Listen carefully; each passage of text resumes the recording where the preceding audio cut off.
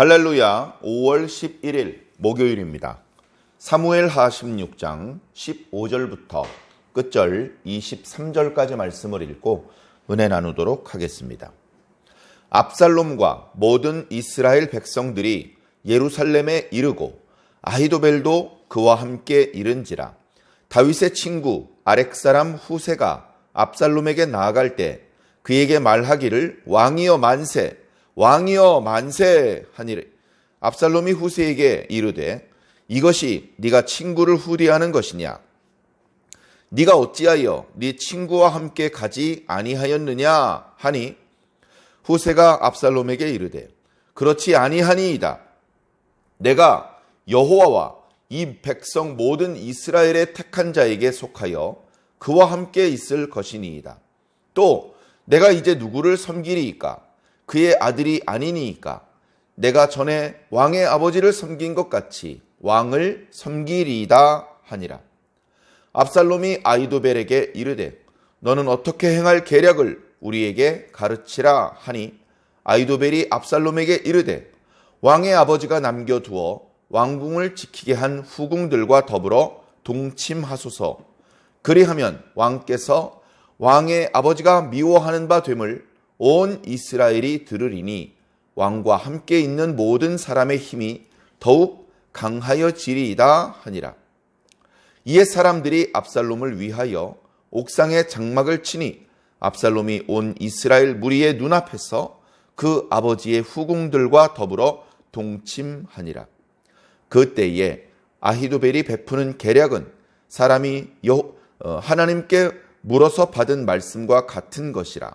아히도벨의 모든 계략은 다윗에게나 압살롬에게나 그와 같이 여겼더라. 아멘. 예. 다윗은 멀리 도망을 갔고 그 빈자리 예루살렘에 압살롬과 그의 편에 선 사람들이 들어왔습니다. 어쩌면 압살롬은 헤브론에서 즉위식을 거행하고 반란군을 이끌고 예루살렘으로 향했을 것입니다.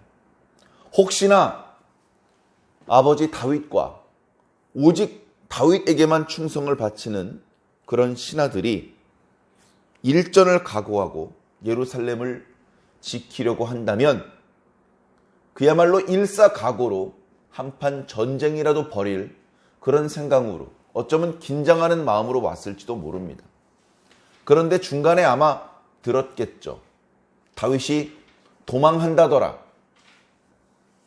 그래서 그 소식을 들은 이후로는 그렇게까지 긴장하지 않고 조금은 편안한 마음으로 예루살렘에 들어왔습니다. 다윗은 급히 도망가느라 변변히 준비하지도 못하고 급히 도망간 상태고, 그렇다고 그런 다윗을 추격하기에는 아직 압살롬의 세력도 그렇게 크지 않고 뭔가 아직은 안정감이 없는 때이기 때문에 우선 예루살렘이 이스라엘의 중심인데 그곳을 차지하고 전국에 소식을 알려서 이제부터는 압살롬이 왕이다. 다윗 왕은 실정을 거듭하다가 스스로 도망갔다. 그렇게 자신의 정당성을 알림으로 해서 이 반역을 더욱 성공으로 그렇게 만들어 나갈 생각을 했던 것입니다. 그러면 자연스럽게 다윗은 더 이상 이스라엘 안에 발붙일 곳이 없을 것이고 결국 반역을 성공할 것이다. 과거 자기 동생을 간음했던 암논을 죽이고 그때부터 꿈꾸어 오았던 다윗을 무너뜨리고 정의로운 나라를 세워보겠다는 그런 그의 꿈이 이제 거의 70-80% 달성되어 있는 그런 상황을 오늘 말씀해주고 있습니다. 자, 예루살렘에 들어왔습니다. 왕도 없고 신하도 없고 지키는 병사도 없고 예루살렘에 본래 살고 있던 주민들 또는 제사장들, 그들은 도망갈 수가 없죠. 거기 그냥 살고 있으면서 왕이 들어오는 것을 그냥 보고만 있을 수밖에 없었습니다. 자, 그런 와중에 어떤 사람이 큰 소리로 왕이여 만세! 왕이여 만세! 이렇게 소리를 치는 사람이 있었습니다. 다름 아닌 다윗의 친구라고 그렇게 별칭이 붙어 있는 후세라는 사람입니다.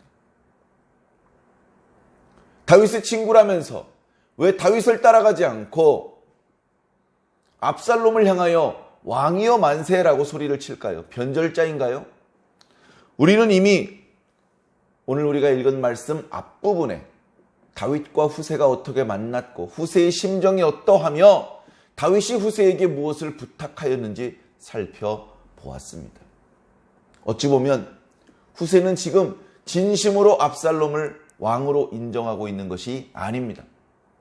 자신의 목숨을 걸고 이중 첩자가 되어서 압살롬의 진영에서 벌어지고 있는 일들을 다윗에게 전달해 주기 위해 거짓으로 압살롬에게 충성을 맹세하는 것입니다. 아히도벨을 자신의 모략가로 영입할 때와 달리 압살롬은 후세를 의심합니다. 후세요, 이것이 당신이 친구를 대하는 방식입니까? 당신의 친구는 내가 아니고 다윗이지 않습니까? 어찌하여 친구를 따라가지 않은 것입니까? 당신은 친구와 신의가 두터운 사람이라고 알고 있는데 어찌하여 다윗을 따라가지 않은 것입니까? 자, 이렇게 물어보았습니다. 후세가 단호하게 얘기하죠. 아닙니다. 아닙니다. 절대 그런 거 아닙니다. 제가 왜 하나님과 백성들이 버린 다윗을 따라갑니까? 지금 제 앞에 이렇게 하나님과 백성들이 선택한 분이 계신데 저는 당연히 그분과 함께 있을 것입니다. 제가 물론 전에는 왕의 아버지 다윗을 섬겼습니다. 그런데 지금 시대가 바뀌었으니 당연히 왕을 지금 섬기는 것이 맞지 않습니까? 다시 말해서 왕의 아들을 섬기는 것이 무슨 문제가 되겠습니까? 무슨 반역입니까? 원래 아버지가 왕을 하다가 아들이 왕을 하는 건데 그래서 아버지 섬기다 지금 아들 섬기고 있는 건데 이게 뭐가 잘못된 겁니까? 저는 당신을 왕으로 섬기고 당신에게 충성을 다하겠습니다. 그렇게 거짓 충성 맹세를 한 것이죠. 그에 대해서 압살롬이 이렇다 할 말을 하지 않습니다. 우선은 후세가 의심을 벗은 것 같습니다. 자연스럽게 이제 압살롬의 진영에 서서 압살롬의 신하로 그렇게 활동하게 된 것 같습니다.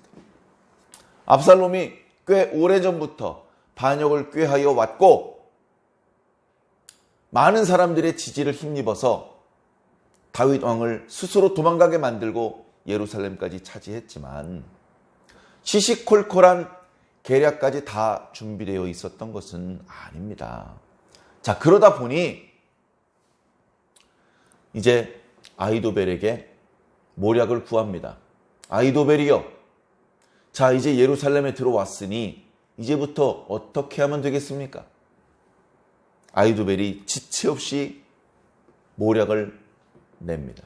왕이시여, 다윗이 도망가면서 후궁 10명에게 왕궁을 지키라고 그렇게 남겨놓고 도망갔으니 왕께서는 이제 그 후궁들과 함께 동침하십시오.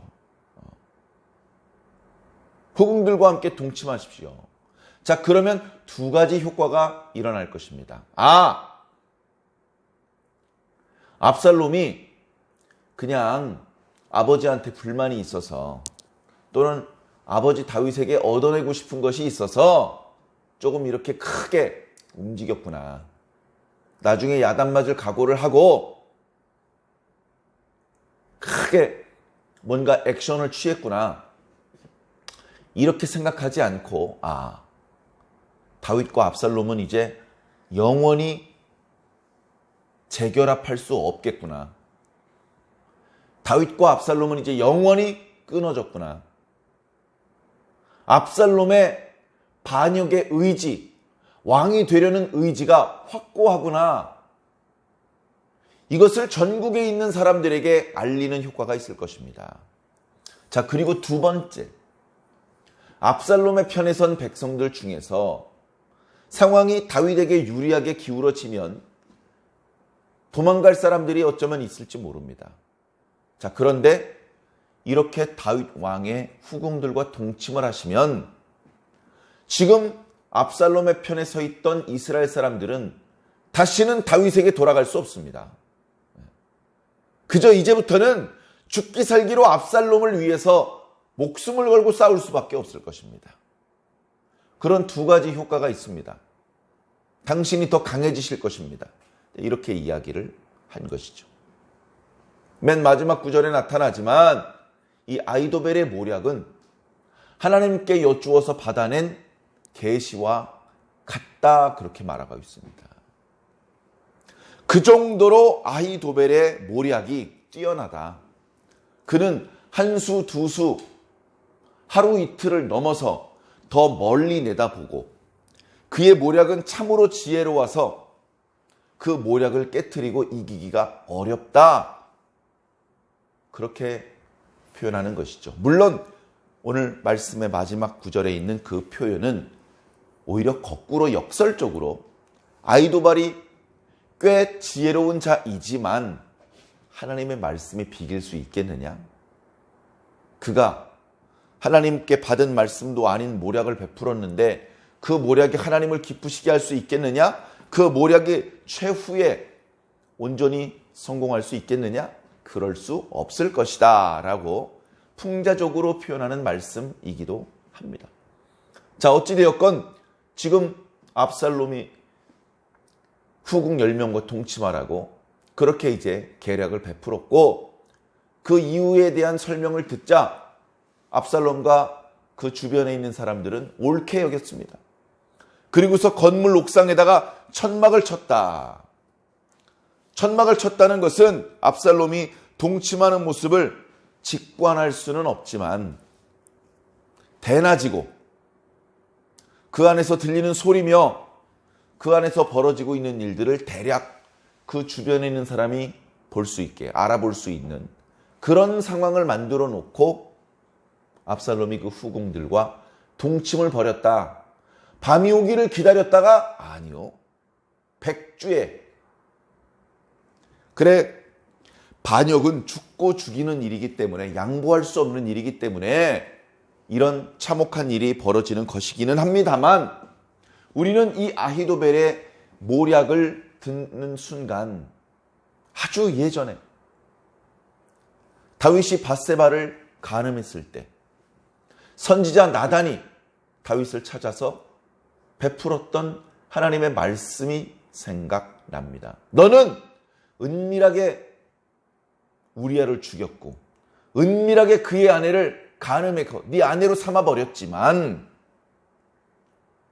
네 가족들 중에 칼이 끊어지지 않아서 서로 죽고 죽일 것이다. 압살롬이 암논을 죽였죠. 또 네 집안 사람들 중에 백주에 간음을 당하는 일이 있을 것이다. 그렇게 말씀을 하셨었거든요. 그 말씀이 아하, 이렇게 이루어지는구나. 다윗의 왕권은 사울의 왕권을 능가하고 솔로몬과 그 후대의 모든 왕권들보다 가장 강력한 왕권이었음에도 불구하고 자기 아들의 반역을 막을 수 없었고 도망갈 수밖에 없었고 자기 가족들 중에 백주의 간음을 벌이는 일들이 나타나는 것을 막을 길이 없었습니다. 참 안타까운 일이죠. 결국 하나님의 말씀은 이루어집니다. 축복의 말씀, 구원의 말씀뿐 아니라 책망의 말씀, 저주의 말씀도 말씀하신 대로 이루어지기 때문에 하나님의 말씀을 우리는 두려운 마음으로 들어야 됩니다. 지금 당장 그 말씀이 이루어지는 것이 아니고 1년 후에 이루어지는 것이든 100년 후에 이루어지는 것이든 이루어지는 것입니다. 말씀이 이루어지는 것을 사람의 힘으로 막을 수 없습니다. 예상할 수도 없습니다. 하나님의 방법대로 하나님의 능력으로 이루시는 것입니다. 우리는 그저 그 말씀 앞에 겸손해야 되고 그 말씀이 이루어지는 과정 속에 악역을 맡을 것이 아니라 저주를 당하는 자가 될 것이 아니라 복을 받는 자, 의인으로 인정을 받는 자의 편에 서야 될 줄로 믿습니다. 아이도벨이 지혜로운 사람이었지만 그의 지혜는 주님의 뜻을 이루는 데 사용되지 못했습니다. 오늘 우리들의 지혜는 아이도벨의 지혜에 미치지 못하는, 오늘 우리들의 가진 재능은 여러 더 뛰어난 그런 사람들에 미치지 못하지만, 우리는 그렇게 연약하고 부족하지만, 그러나 우리가 가지고 있는 이 재능, 우리가 가지고 있는 이 지혜, 이 능력, 이 시간, 이 생명, 주님을 위해서 써야 됩니다.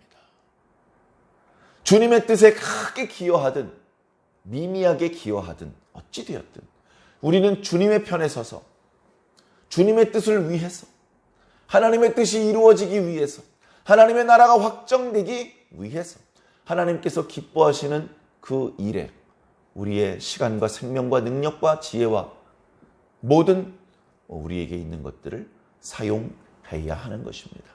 오늘 하루도 그렇게 주님과 동행하며 주님을 위해서 일하는 그런 의미 있고 보람 있는 하루가 꼭 되시기를 예수님 이름으로 간절히 축원합니다. 아멘.